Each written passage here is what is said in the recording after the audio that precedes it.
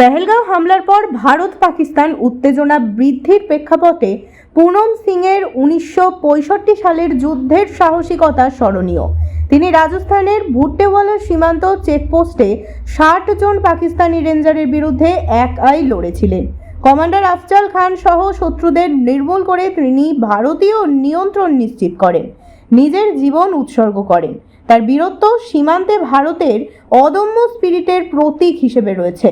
দিল্লি রাজধানী এক্সপ্রেস থেকে আজ হাওড়া স্টেশনে 17 নম্বর প্ল্যাটফর্ম পৌঁছান ভারতীয় সেনাবাহিনী বীর জওয়ান পুনম সিং। হাওড়া স্টেশন পৌঁছাতে জয় হিন্দ ভারত স্লোগানে উত্তাল হয়ে ওঠে চারপাশ। সুরক্ষা দেওয়ার জন্য আরপিএফ ও হাওড়া সিটি পুলিশের কর্তারা উপস্থিত ছিলেন। ওয়েলকাম জানাবার জন্য হাজির থাকেন হাওড়া জেলার নাগরিক ও তৃণমূল কংগ্রেসের নেতৃত্বরা।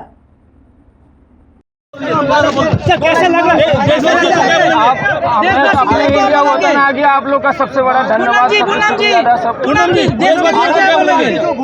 पूनम जी देशवासियों इंडिया आगे था और आगे रहेगा।